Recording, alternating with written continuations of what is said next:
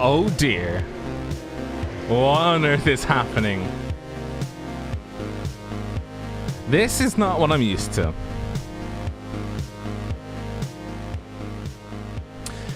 Super late model at Donington. Wow. A little bit of a, you know, a weird one. But it promises to be exceptionally hilarious. Exceptionally hilarious.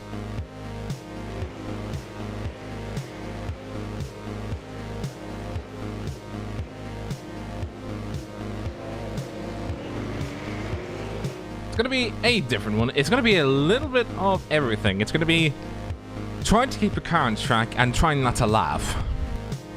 And laughing with me is Craig. Craig, how are we? Good evening. I'm not doing well. I'm not doing well. I am doing very well. What am I saying?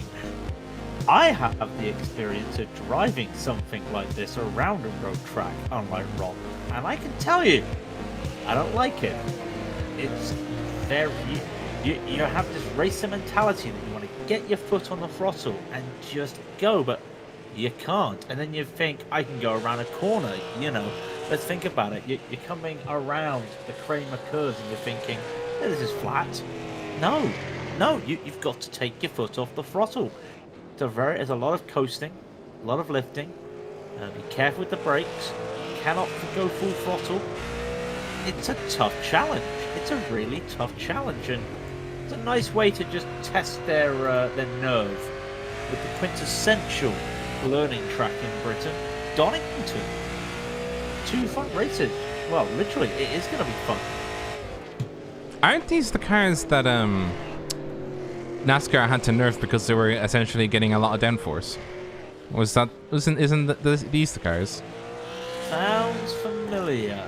Does sound familiar. Unfortunately, my super late model knowledge is not very good outside of the Snowball 250, which we did our own version of for the Major Series. We did the Musca 250. No. I'm talking about. Remember we did the playoff last year? The 80s. Oh no, yes, yeah. Yeah, the playoff last year. We had our own version of the Snowball Derby. So qualifying looks like it's still going on. It's 20 minutes of qualifying. I think they get 4 laps. I think, if memory serves. Eric Blixt it down. Eric Blixt it. Look at Eric Blixt. I just imagine these things going like they're doing 1 minute 6s, so in a 15-minute race that's just about 15 laps. I think a lot of these are going to be questioning why on earth they're driving essentially a boat with wheels on it. Look where they have to brake as well. I mean, you cannot see the brake lights because it's a there is none. But, yeah, but like, can we get? Sean Campbell goes in. We cannot. Is anybody else going out there for a lap? Because this is so ridiculous. And I think everybody else is. It's hilariously bizarre. Do we see Dan Muller going? Let's just show what we're talking about, because they have 4 gears, and the way he's braking way before that blue cone is he gets held up by Harry Wheels trying to go around and he just loses it. Once you miss the apex, that's it. It is a driver's car, and a very crazy one at that. I look at James Armstrong's car. Look at it. Yeah. What? And everything that is pure is that. That is an Alfa Romeo. Yeah, it's an Alfa Romeo. A super late model.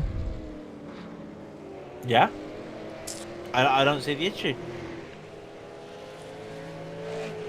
I am going to be sick.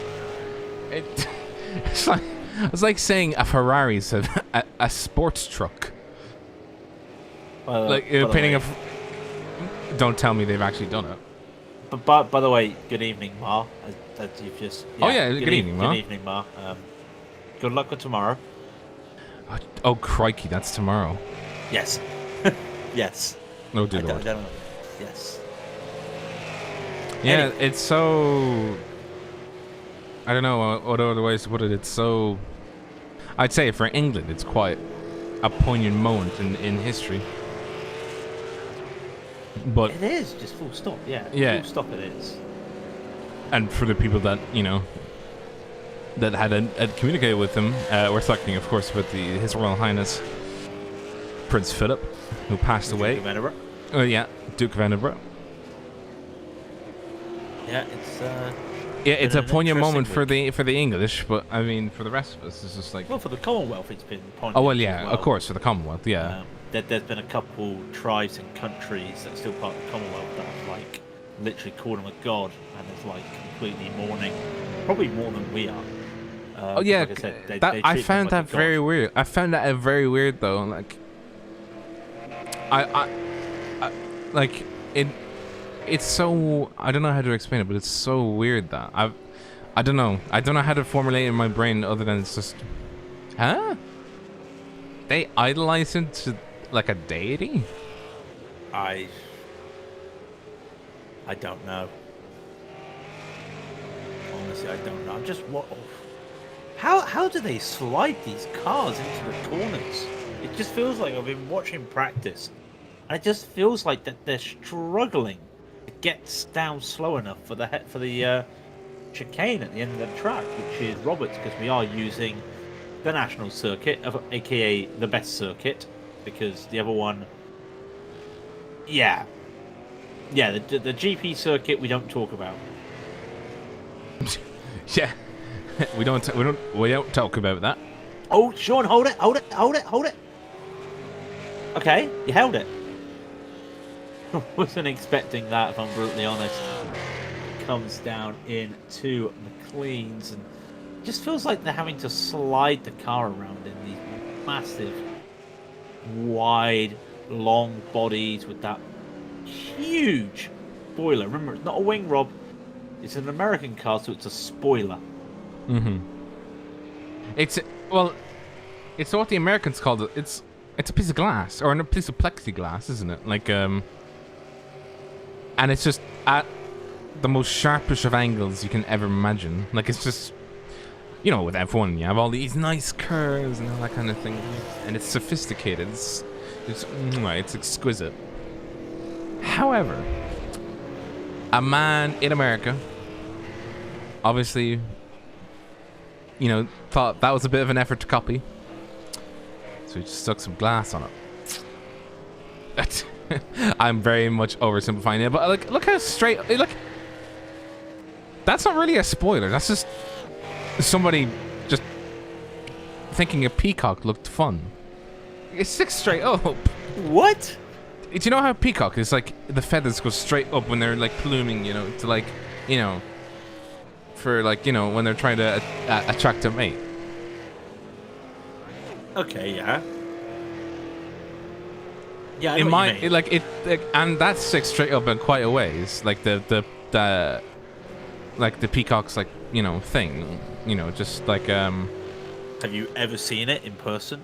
Because I have, numerous yeah. times. It's massive. But like that's what I see with this wing. Like on Eric Blick's car, like it just sticks. It's just straight up. All right, Eric Blake currently our pole setter, and I mean, literally our pole setter by 300th of a second, beating Sean Campbell out. 105.921 plays a 105.952. So they got 4 minutes left of this qualifying session. Just a couple of times in the 105s. Sean Campbell, he can drive anything. Jeez, what can't he drive? Like, let's see, he won the Racing Simulator World Series with a race to spare. He could dominate when he came to a guest driver in the Super Trofeo Series. Is there anything he can't do? Seriously, anything he can't do. He could probably drive the Camel GT cars for all I know. Probably turn up to a Huskenfeld GT Challenge race. I would drive the Campbell GT cars just for the Audi itself. The absolute rumble off that thing. It's mesmerizing. Aren't they beautiful? Mesmerizing. They have their own little thing, don't they? Now, now. I was going to try and find some facts about. Oh, he does drive the Camel GT. What a guess! I did not realize that. In the GTP, he's my man. He's my man. Wow, That does. Nissan GTP is. Did not realize that. So I think they'll get a couple more laps to go. You can see the current running down there at the moment for press day. Remember, no official point scoring today. It's just a shakedown for all the drivers. So like I said, it's the perfect place to use Donington.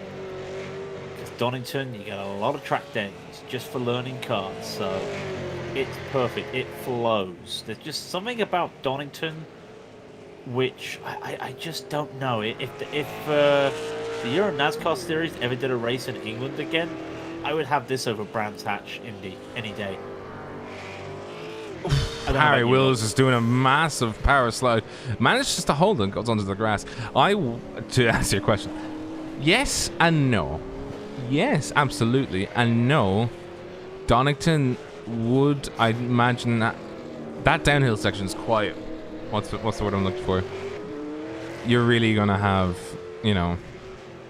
difficulties. Rob. They've driven the Euro NASCAR Series at Spa. Excuse me? Exactly. Excuse me? Yeah, I know. That is sacrilege. I wish to write a very strongly worded letter to a man. At least I think they have. Yes, they've been to Spa. They go to Hockenheim. They go to the Nürburgring. They go to Brands Hatch. How are they able to control those things? I mean, they probably all of what NASCAR knows is how to turn left. I mean, we're all in agreement. Okay, yeah, but what you understand is there's only one oval in the whole of Europe. Okay. It's probably been disused at this stage. Euro NASCAR is basically a road series. Like I said, there is only one.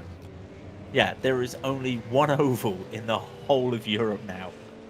So it basically turned into a road series, which is great because it does get a lot of driving. And all I'm going to say is, the first season they went to Monza. And then they're not super late models. They're kind of like Arcas. So they're like old generation cars almost. Different spec. But yeah, just taking a stock car around something like Monza, it just sounds wrong, doesn't it? As the checkered flag comes out. It does. So, just as a quick fact for all the NASCAR boys, all the NASCAR fans, the Super Late model, for those who are unaware, Super Late model are the premier divisions of asphalt short track racing in the United States and Canada. They typically feature engines with upwards of 600 brake and are usually, well, actually they are American NAV8s, or naturally aspirated, on top of a chassis weighing about 1,250 kilos, which is actually not too bad for these things, because usually they weigh like a brick, just because of the engine alone. The engine alone weighs about a brick. And then the engine alone weighs about, I mean, it does kind of weigh about a brick, to be fair.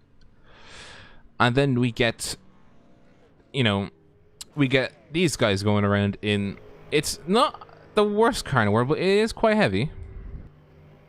So it's going to. Dude, but that's Sean Campbell. Come on. It is Sean Campbell. He's just doing his thing. Easy, Sean. Easy. I'm just waiting for him to blow the engine. Anyways, let's get over the qualifying results, and I'll go through them this time because it'll be fun. How many races do we have? We have 2 races. I think it's 2 races, yes.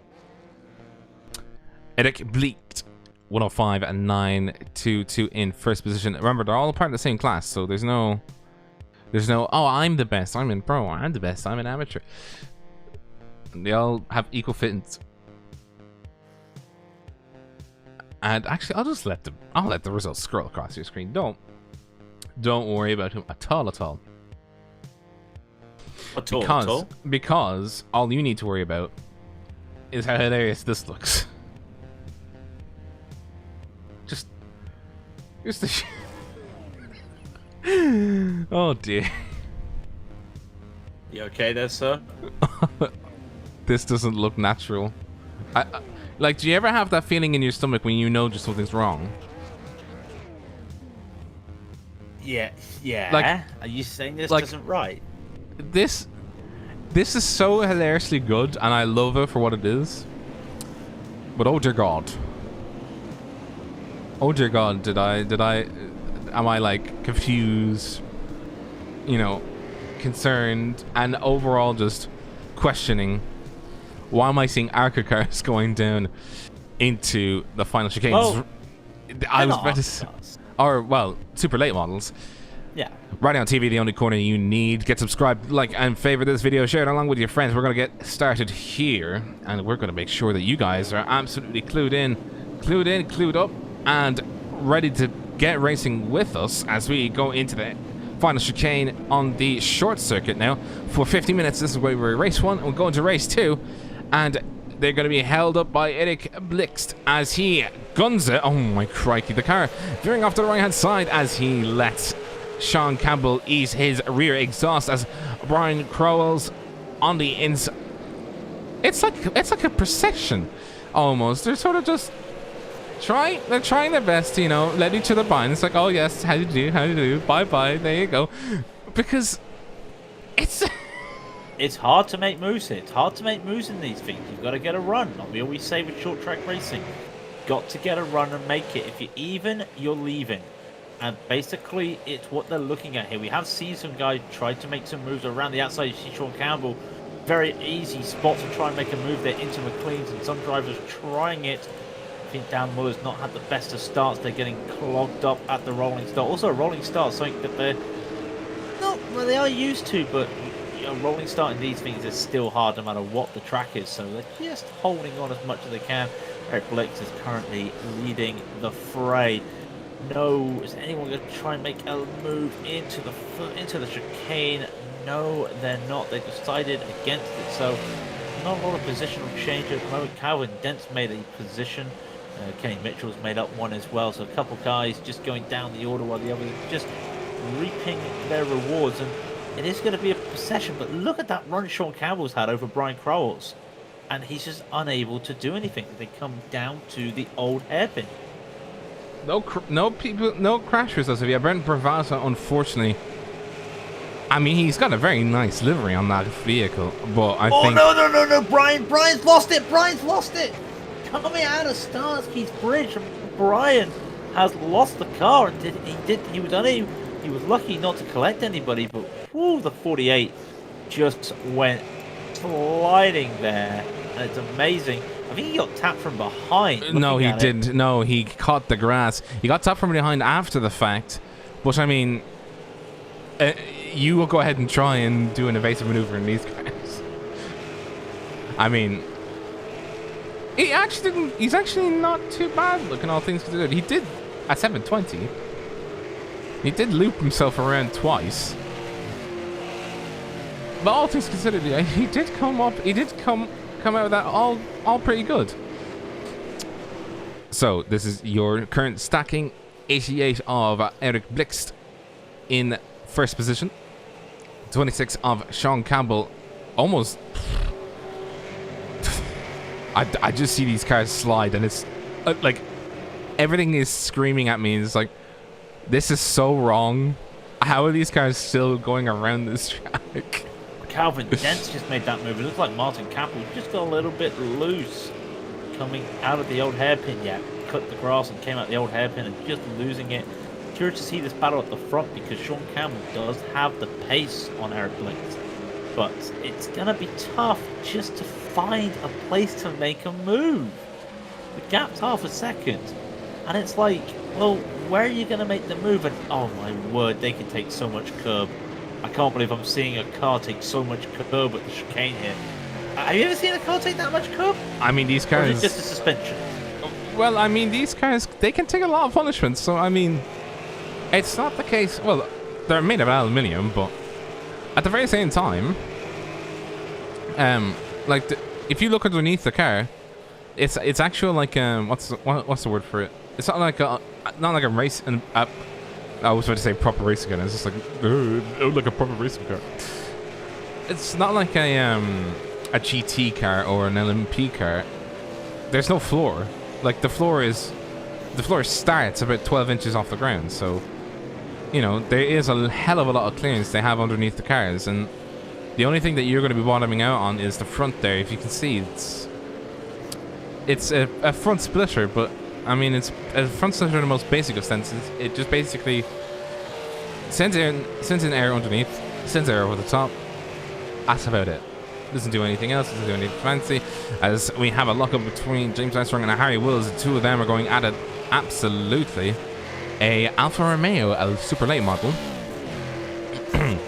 Alfa Romeo super late model, brilliant. By the way, James Armstrong, you're wondering why Harry Wills has caught up to him, had a little bit of a slide coming out of Coppice and was able to straighten the car, but lost a lot of time. Also, we've got that battle at the front between Campbell and Blixt just going on, but like I said, it's one of these things where you make a mistake or the other person gets a better run, a better result, gets a better run, and it is game on. Nothing like that at the moment. You won't see, in theory, a lot of sending it up the inside in these cars. It's just not the nature of stock cars to see that, because you've got to keep the car very under control. And as I say that, Blixt, it's gone wide at Coppice and brought Campbell in, and they're going to be side by side coming down the Dunlop straight.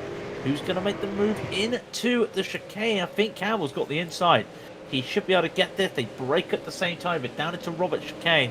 Sean Campbell takes the lead. Eric Blixt has, well, he's had to go. He had to give that position up. There's no fear of any positions behind catching these guys in a little battle themselves at the moment. And look how later Eric takes the braking. You can just see almost going to the back of Campbell there with just his late braking. So you could have an interesting race on with the last 9 minutes of the first race. A lot of it will come down to, well, how much of a brave pill they're ready to take, or they can take, and how much they're willing to see how much they're willing to see the car stick it. Lap 6 of 14 currently ongoing, and those brakes are still glowing. I don't think they stopped glowing. Like, every time I look at them, wait, these are normal steel drum brakes, aren't they? Yeah. And also remember, with all that power, those tires are gonna get chewed up, and that is a big deal, having tires that chew up like that, because if you overdo the tires, you're gonna have to spend the last few laps of the race in trouble. Harry Wills almost getting a run on James Armstrong coming out of the chicane, was unable to, and there's not gonna be any room for him to make a send this time, but I think he just got spooked by the position Armstrong was in. The Alfa Romeo is sliding around, and that's what I mean. You do a bit of a slide, and you're going to start to ruin those tyres, and it's just not going to be your day. Your tyres will start to drop off. Your cornering will start to suffer. You've got a lot of understeer. The car will just say no, and will say, can we please have something new? And basically, when you get that on ovals, it's the, can we have a caution, please? Nope, no cautions here today.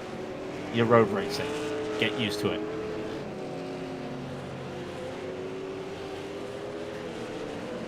I mean, to be fair, Mitchell comes in to chat and literally just drops a... Harry. Oh my god. He spent more time on his race sideways than he has actually driving straight. Both of these guys have just gone side... It's just...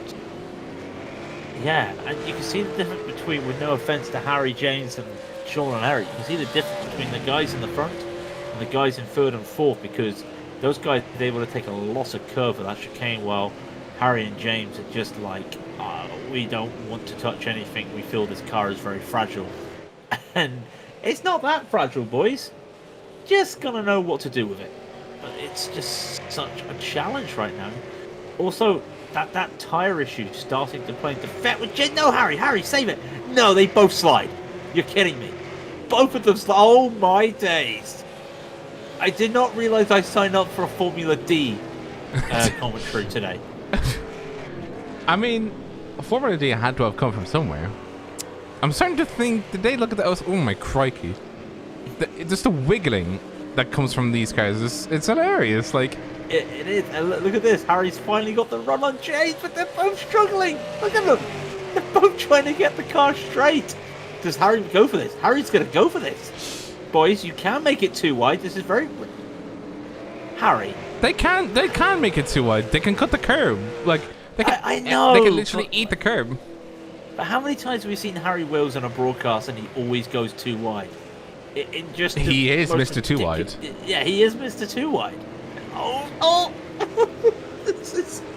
this is hold on to your hat moment. Look at the slides. And by the way, these guys battling, there's Calvin and there's Chase Glenn. So all their battling and their sliding and their holding on. Yeah, this battle for third now turned into a 4-car battle. This could be interesting. I mean, as well as which, I mean, you look around and you're just like, oh my Christ, poor James. The grass has got him. The grass got him. I think it is just the case that these two have just been battling so hard that the tyres are gone. I know that sounds crazy with 5 minutes to go. We've not had a lot of laps, but it does feel like that, and that does feel. Oh my crike! Crazy. You can just see, like, you just see full opposite lock, just trying to get the car back.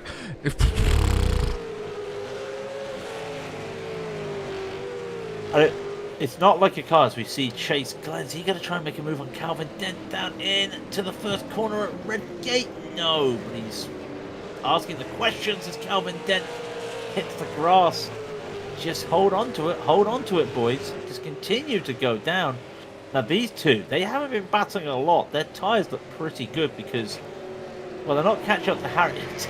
I'm looking at these two, and they're nice and clean. I'm looking at Harry, and that car looks like it's on rails. And by the way, it's the same setup for everybody.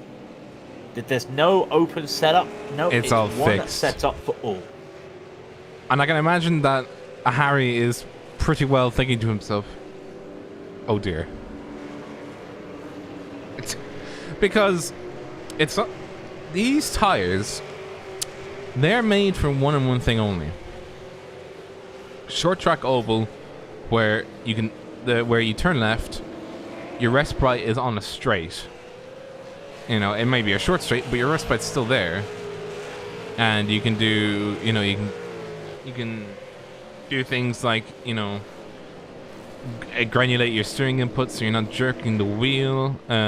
To get the car rotating, you know, simple things like that, just to make sure that your tires, you can scrub in and scrub out your tires, and just make sure that you don't overheat them or make them boiling pots essentially. But I really do think these, oh, Harry's going wide. Oh my, almost full opposite lock, trying to get around the dip, and by the way, that's that's Calvin Dent going around the outside of cleans. Can we just mention that? He just went can we around just the outside? Yeah. In a normal car, in a normal GT car, that's still impressive. Yeah. That's impressive no matter what. But this is a super late model. Yeah, these are super late models. Oh! Sorry, I should be like really excited over seeing an overtake. I'm more shocked. That was an overtake around the outside of McLean's in a super late model.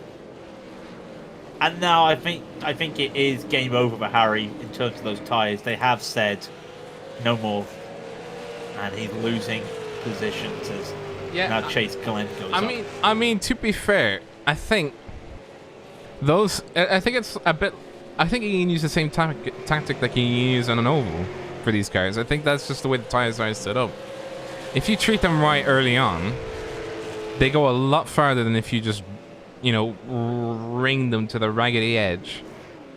I mean, look at our battle up in first position. By the way, Sean Campbell taking pole position away from Eric Blixt. The two of them,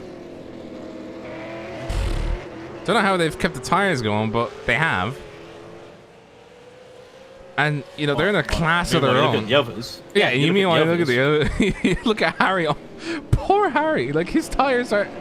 I can already tell his tires are absolutely cooked. Like, beyond any reasonable shadow of a doubt, he's cooked his tires. Well, minute left. We're on the penultimate lap. These four cars, Dent, Glenn, Wills, and Crowell's, all battling as. Well, Harry's the one that looks like he's hoping, because every corner the car is sliding. In the front, we're still seeing Eric Blixt, who has had a few slides himself, but I think it's more on purpose than the car is just gone. But he's unable to catch up to Sean Campbell. Brent Nevada, unfortunately, has had a moment.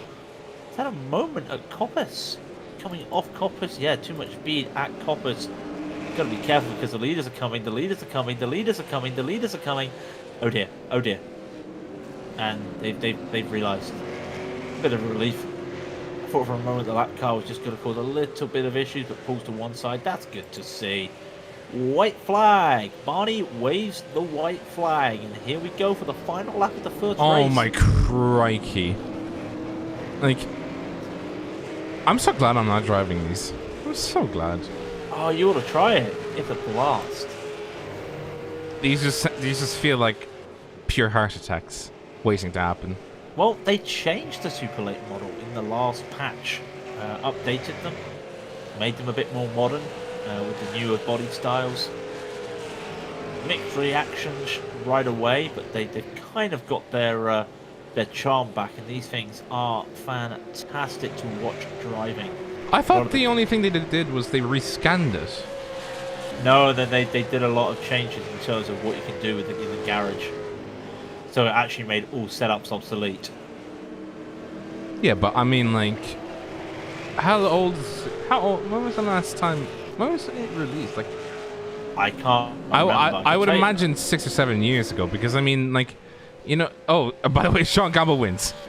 yes. I'm about to say Eric Blixt. I think he just either ran out of fuel or no, he had to service slow down.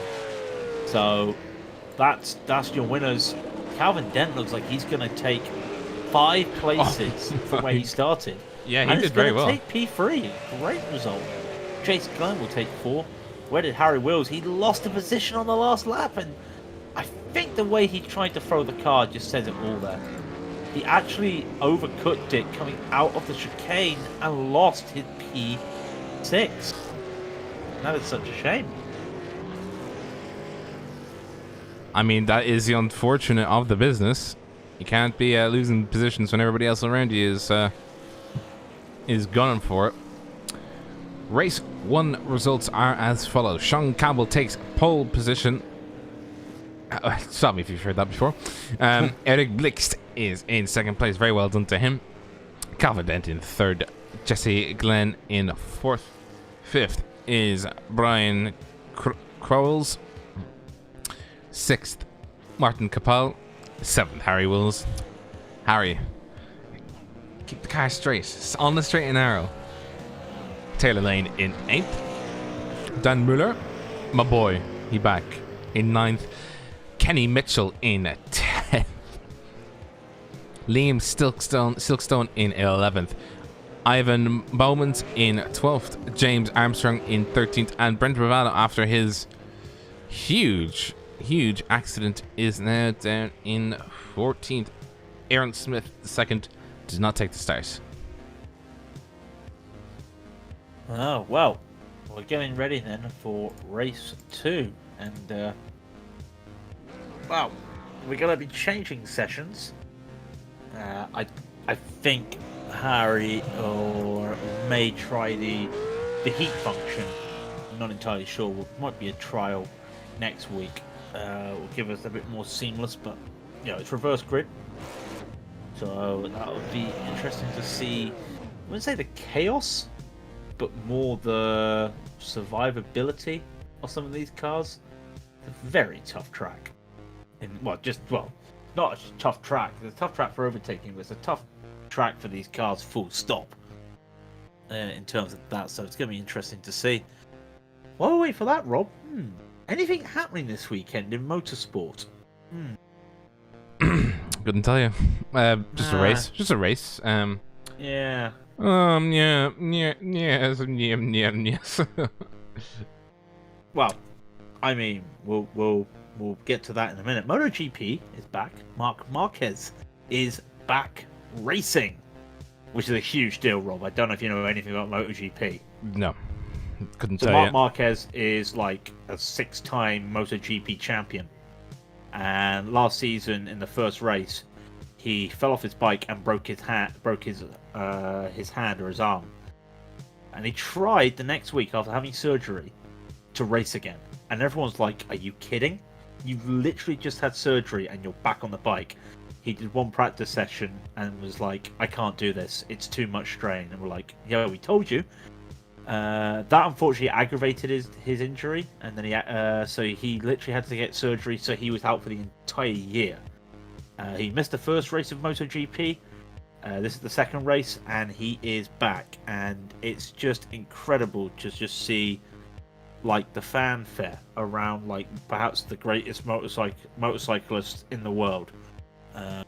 Imagine if Lewis Hamilton broke his leg. No, sorry, Schumacher did that. You get the idea with Schumacher. Schumacher broke his leg, right? Yeah. Now imagine if Schumacher tried to race the week after, or the next race. Think of it like that. So, I don't know much about MotoGP, but I do know the legend of Marc Marquez. But yeah, apart from that, there's some race going on. Yeah, I've never heard of it. Have you? No. F1?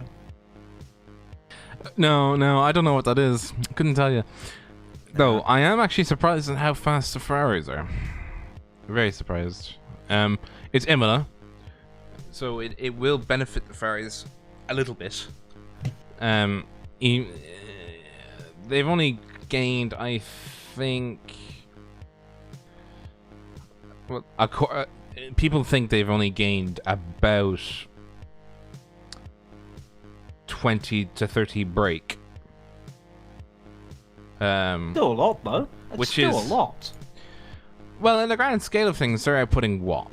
700 brake? Something like that?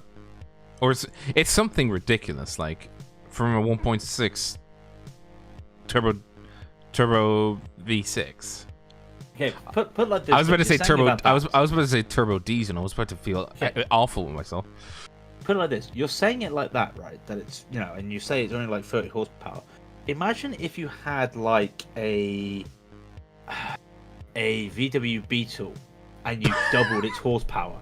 That's it. That's the same thing, isn't it? A VW Beetle's got what, like 30 horsepower, and because it's a lighter car.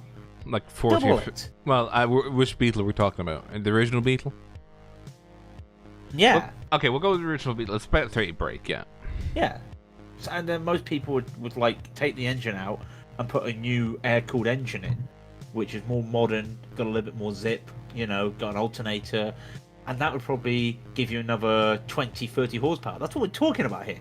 It's like putting a modern-day VW Beetle air-cooled engine in the Ferrari. I see what Ferrari have done now. They've gone to the Germans. They've said, yes, Volkswagen, could you please give us a Beetle?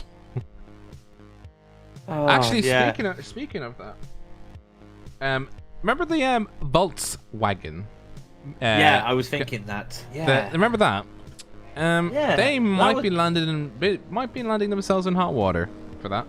Oh, with the I haven't heard shareholders, that much. with the shareholders and investors, they weren't very happy that they took a joke. Bless them. Bless the Germans. They went for an April Fool's and released it too early. People weren't very when I say people weren't very happy, I think everybody was very confused at first, and then what happened was, because everybody was very confused, the investors were very angry that the joke backfired on them. And I'm looking at oh dear, All I'm going to say is, did they lose money on the stocks? Did they lose money on the stocks? I think they did. I think they, once the news broke that the investors weren't happy, I think they did lose stocks. They lose monetary value in stocks. It was only a little bit, but like, I mean, when you're the size of VW and your market cap is in the billions, I'd be careful about that.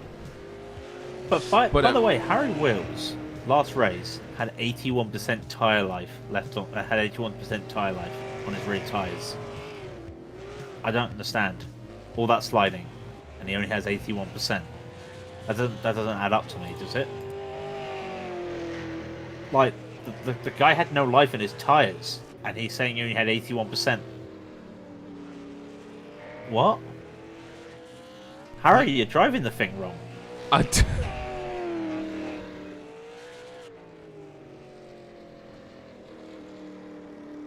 But yes, yeah, the Formula One's going to be interesting. I'll be able to watch some of it, but I'll be honest with you. That time of the year again, Rob. With the Nürburgring 24 hours just 2 weeks away, the opening round of the NEC is this weekend. And some man decided to be stupid enough to say, I'll solo it. So... who was that man? Oh, just... you've never heard of him. He thinks he's the hot shot. His name's Craig King. I don't know if you heard of him. Why did you decide to do it solo? Or why are you deciding to do it solo? I actually thought to myself, it would be a good idea to practice stints by just doing 4 hours on my own. Because there may also be a chance where I might have to go, I'll do an early morning shift for you guys while you will get some sleep. So if I can't do 4 hours straight on my own, I'm not going to be able to do it for the 24 in a couple of weeks. So I thought I'd just, do it that way. Bit of a difference though, because I don't know if you've ever done VLN as it used to be called, now NEC, compared to the 24, because the NEC is 100% humidity, which means it's foggy out there, boys. And I gotta be honest, not entirely liking the fog. But I think when it comes to nighttime racing, I think I'll take the fog over nighttime racing. Although they did release the BOP for the 24, and unfortunately my BMW, I might have to say goodbye. You poor Beamer. I have to say goodbye. In testing, we hit 281 kilometers an hour after bridge at Donington, which I was like, this is probably too fast. And they're giving the BMW 1.5% power reduction, and I'm just there crying. Like, we're not going to get 280, we're only going to get 275, or however much it will be. I don't know what 1.5% is going to be.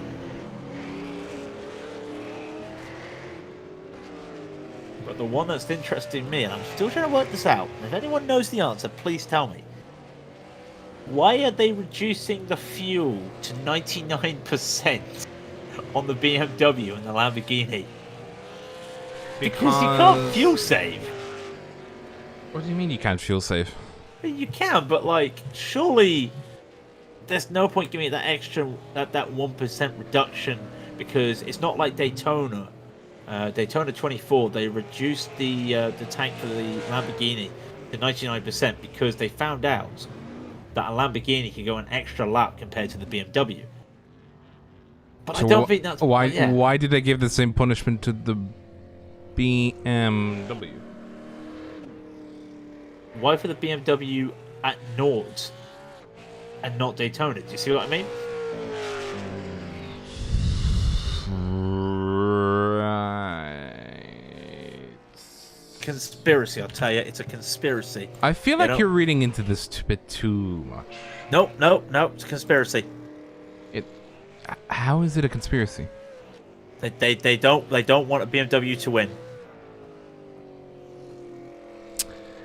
That's like saying the conspiracy is that the FIA stands for instead of being the Federation Internationale de l'Automobile, it stands for Ferrari International Assistance.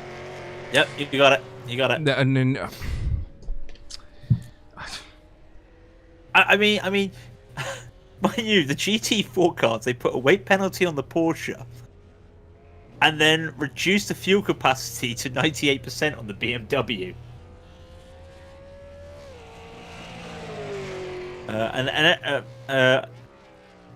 Sorry, it's not the Lamborghini, it's the Mercedes and the Audi. So Mercedes has been a 99% fuel capacity. The Audi's not been touched at all.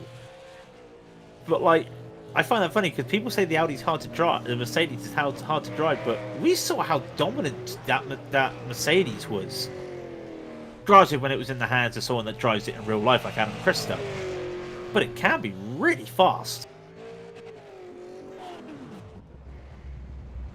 Just for the viewers, by the way, this will be the second and final race that we will broadcast tonight. There will be a third one, but we won't be broadcasting it tonight. But we will be broadcasting the third one next Friday when it comes around for round 1, as the times will actually be a little bit better because it'll all be heat races. It'll be good. Yeah, heat races. Yeah. I prefer heat races. Well, it means that we don't have to go into another. It's all about, you know, avoiding the having to do the grid manually. It's so good. So good. So good. So sad. So sad. It's a sad, sad situation. Are you sure we can sing that?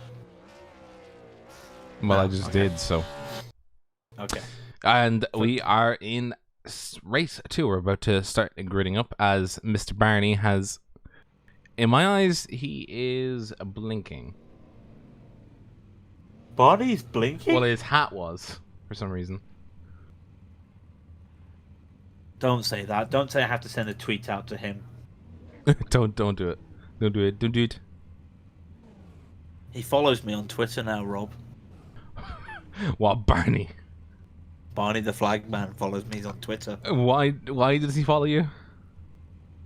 I don't know. Maybe he's seen us making fun of him, but he's blamed it on you. I think what it was, and this is honest truth, was when the NASCAR Pro Invitational stuff came around, they were talking about Barney once again, and you know, and I made a comment saying to one of the guys, I was like, no, seriously, you guys started something by calling it Barney. Like everyone now calls it Barney, even commentaries. And then Barney was like, oh, okay. Oh, this guy talks about me. He commentates on iRacing. I'm gonna follow him. That's probably why. He probably have never listened to anything I do, and would probably go, what on earth is this guy? Because why is he broadcasting for Raidillon TV, the only corner you need for race 2 of the press day for the European Stock Car Championship? It's gonna be a ride. It is going to be a ride, but this is Raidillon TV, the only corner you need. Race 2. And it is going to be going.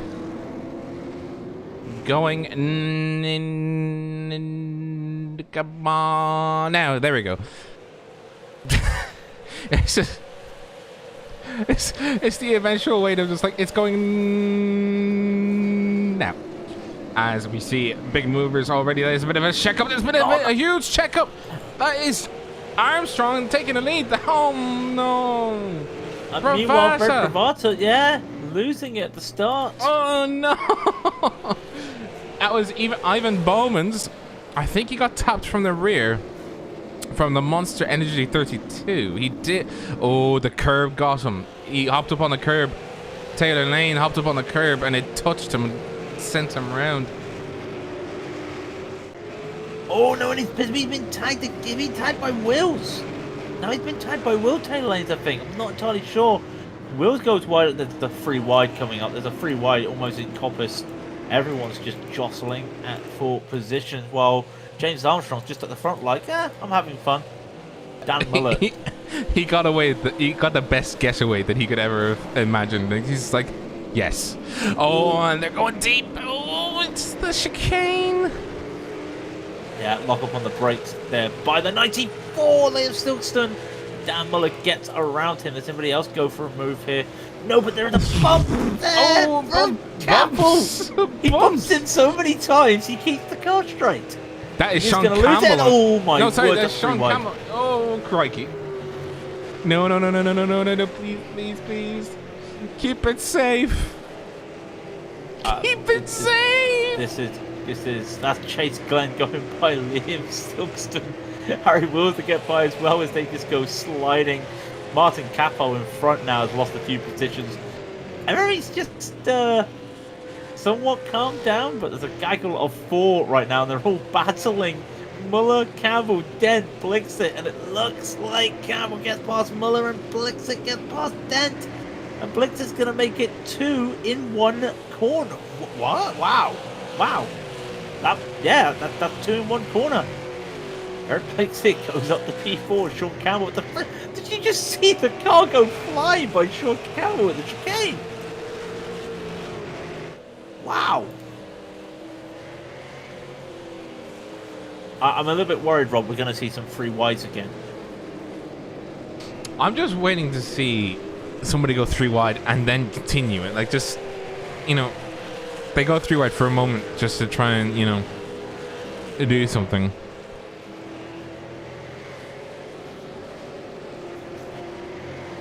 But I'm honestly waiting.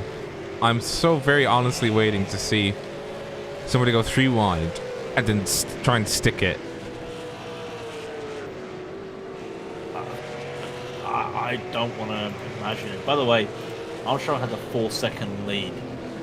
A 4-second lead. He's basically just sat there and been lucky. I mean, to be fair, that's not a knock. But yeah, he's just there minding his own business, driving along. Kenny Mitchell's there having a great time, but sooner or later he's going to get caught up by Campbell and Blixit as they continue to go on. They're setting some fast laps now. Look at that. A 106.051 for Campbell.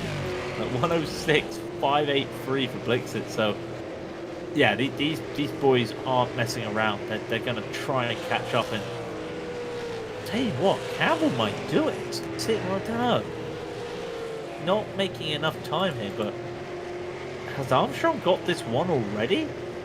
Say it isn't so, and I'm going to knock on wood for that because I don't want to curse the man, but Armstrong might have this one.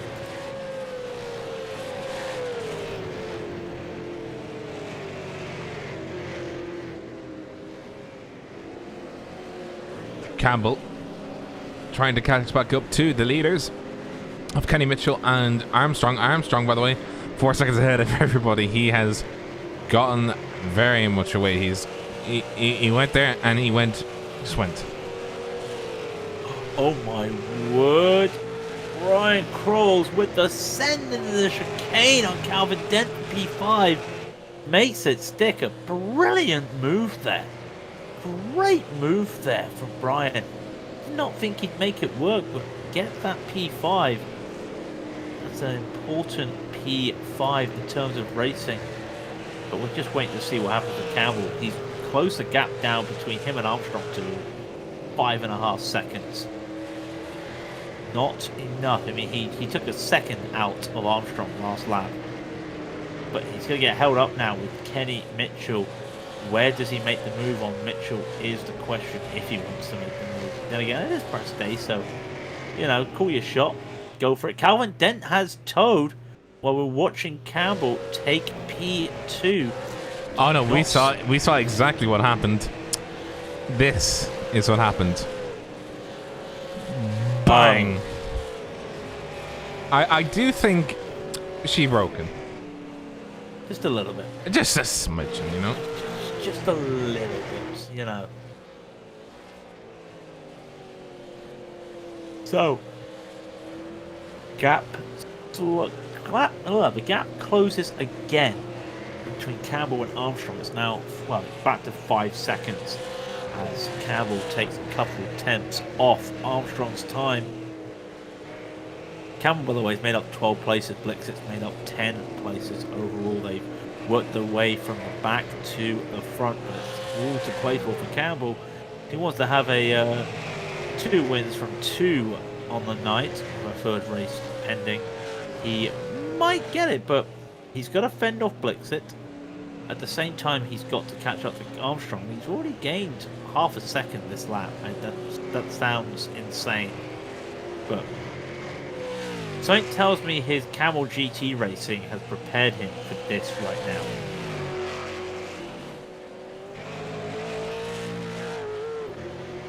I'm worried I'm just cursing. So what you're saying is he's got it down to a T. I wouldn't say a T. But yeah. Yeah. I wouldn't say it's a T, but yeah, it's a T.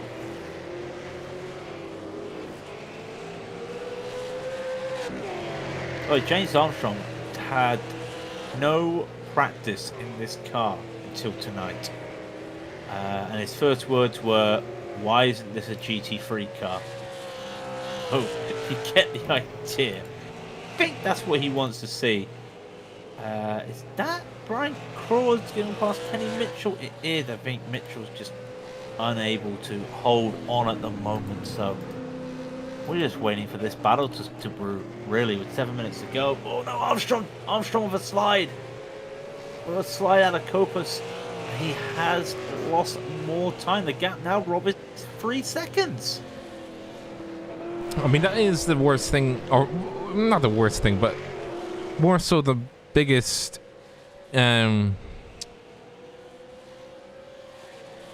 what would I say? It would be the biggest disadvantage is that when you do lose time, you will lose a lot of time. And momentum. Because you have to start from scratch. Yeah, exactly. I think that's a big deal, is the momentum, and it's all about momentum here. So curious to see how they do it, especially if you make one mistake around Donington. It is one of those tracks. We're not talking momentum just for the car. Donington itself, the momentum, you've got to get it right. You can see that if you make a mistake, you're going to lose time, and you're going to lose time in the next corner, and the corner after that, you've just got to keep pushing harder. John Campbell taking a bit too much grass there, I thought, but managing to get that car. Oh, Kenny Mitchell's gone off. Oh, no, don't say Kenny Mitchell's gone off. He has indeed.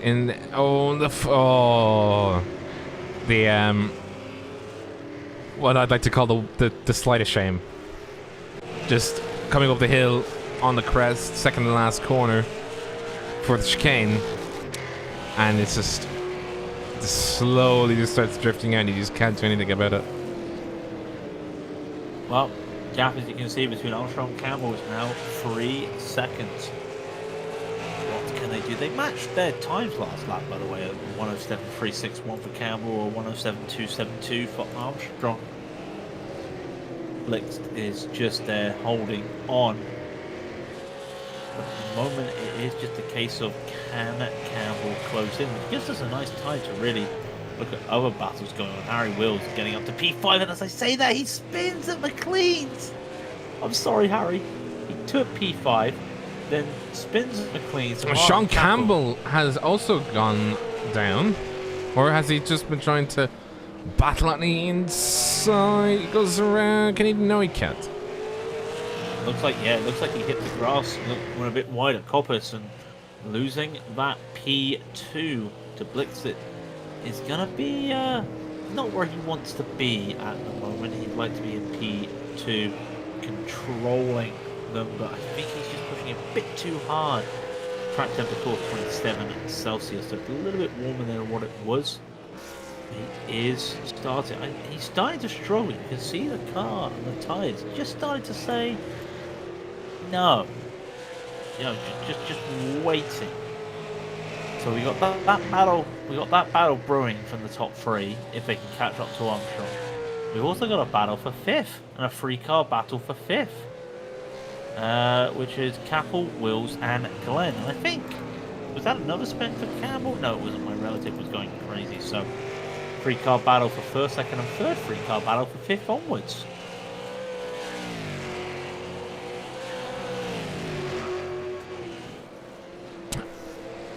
These, I'm still trying to process the words. It's just like,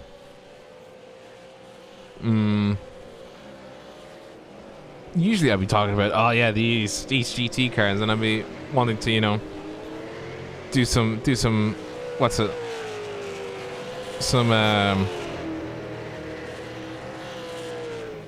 you know, fact finding about these cars, or give some tip of knowledge, but you know, can't really with these cars. They are, well, No they ABS, are what they are. No traction. You know, no assists.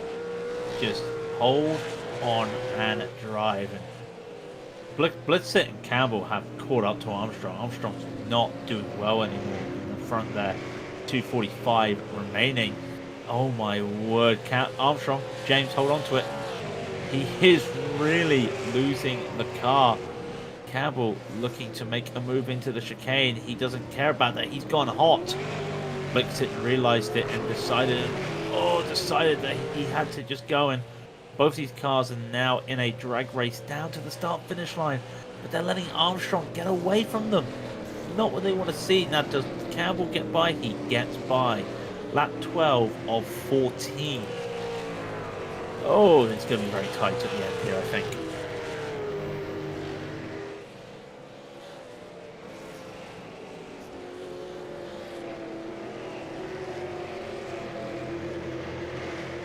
Who wants it more? Who wants it more? I think Armstrong just doesn't care about winning. He just cares about trying to keep that car on at the moment. That car's been going left and right more than a boat on a sea. I like that analogy. I'm going to keep that analogy. And just continue. He's gone off. Armstrong's gone off. He's gone off at Cobbetts. And just like that, he led most of the race. And off he goes. Yeah. Off he goes.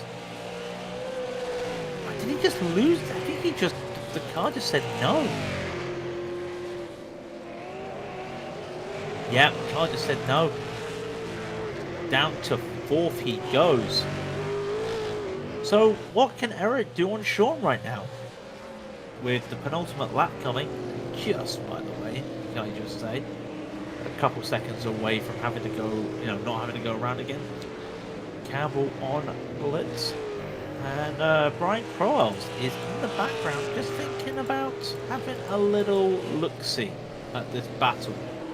Haven't said enough of Brian. The Brax racing car there is starting to think, yeah, I want some.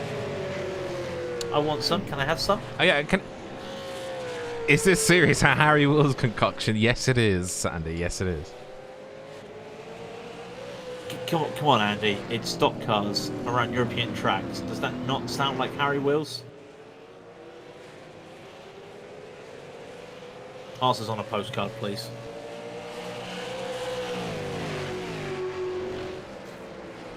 So we're about to get the penultimate lap of race 2. White flag will come down. There it is, that nice looking white flag. And here we go. The times are almost identical between the top 3. But neither of them are close enough to the other one to say, I want to have a go here.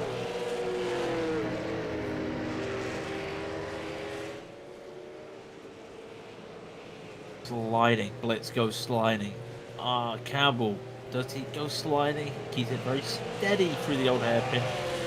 Crowells as well. Just having a time at the moment. Coming up on the Starkey's Bridge and now into McLean's. Who wants it more? Who wants it more? Well, can't really see who wants it more because it's absolutely impossible to make a move. By the way, P4 James Armstrong, he's gone off again. As we come down to the Dunlop Straight, is anyone going to make a run down into the hairpin? I don't think so. Campbell's going to get this. It looks like Campbell will get the race 2 victory. Just make sure he doesn't slide coming out of the final chicane. And Campbell gets another win. Tell me if you heard this before. No. And by the way, Andy just says, I would like to pretend I'm shocked.